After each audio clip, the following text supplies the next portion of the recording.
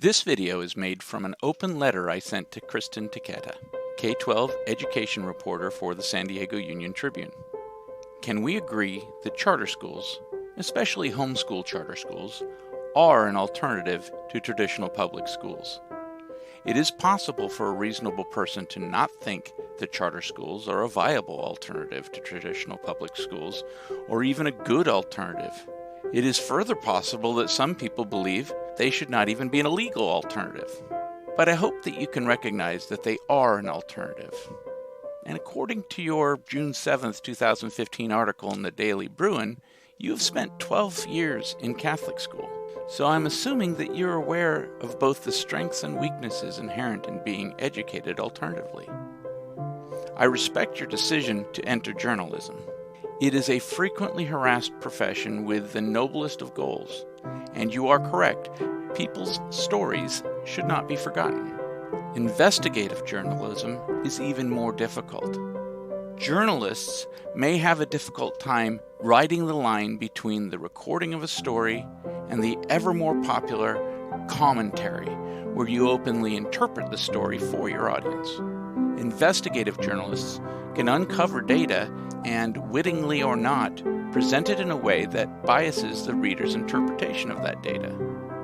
I don't envy your responsibility, but I didn't choose your profession. Here is an example citing data from your August 11th, 2019 article in the San Diego Union-Tribune. It is from a chart labeled Below Average Test Results and states, among Inspired charter schools that had state testing data, all were below the state average in both English and math in 2018. I have seen this kind of data before, and it could appear that Inspired charter schools are failing to perform their educational responsibility. But numbers can be deceiving. As an example, if the health of people in hospitals was compared with the health of people in salt mines, it might look like salt mines are a healthier place to be. Looking at the most disturbing data in the table, 61% of California students do not test as proficient in math. And just to be silly, it also calls into question how proficient the chart maker was at spelling. But anyways, let's oversimplify things a bit and make two broad generalizations. There are some kids succeeding at learning in the traditional public education, and some that are not. Which of these populations would be more likely to endure the hassle, the expense, the social stigma, and the possible legal challenges of opting for an alternative to the traditional public education? If the alternative choice only attracted the people from the 61% that were not succeeding at learning math, then the alternative's math proficiency score would be 0%, not the 16 to 23%.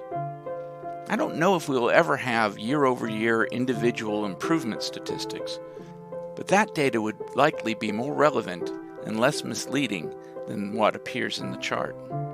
Another point that repeatedly finds its way into your articles is the implied abuse of public funds for seemingly frivolous enrichment activities. I find it difficult to see why it would be wrong to use state funds to pay for private ice skating lessons, when these same state funds would have otherwise been spent on traditional schools' physical education program. But the most frequently condemned abuse of these funds is the purchase of Disneyland tickets. After all, how could anyone justify spending limited state money on a fun day out at an extremely expensive theme park? That seems intuitively correct until you look at the Disney Youth Education Series field studies.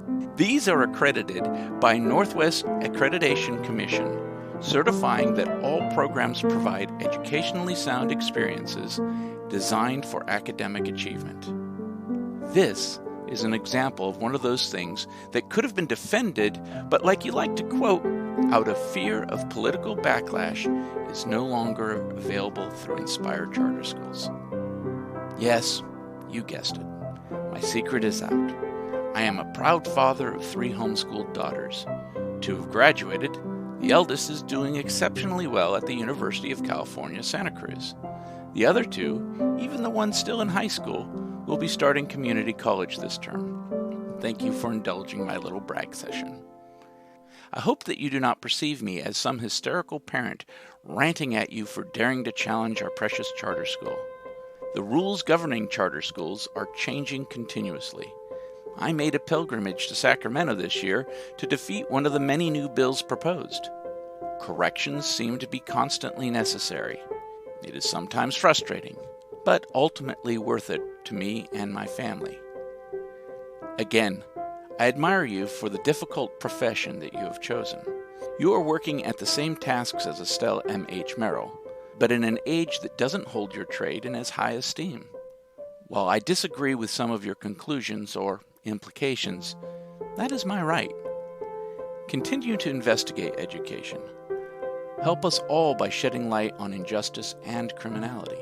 We all get better when the Fourth Estate is doing its job. Sincerely, William Berger, also known as the Berger Man, speaker, performance consultant, peace activist, and homeschool dad. Thank you for listening.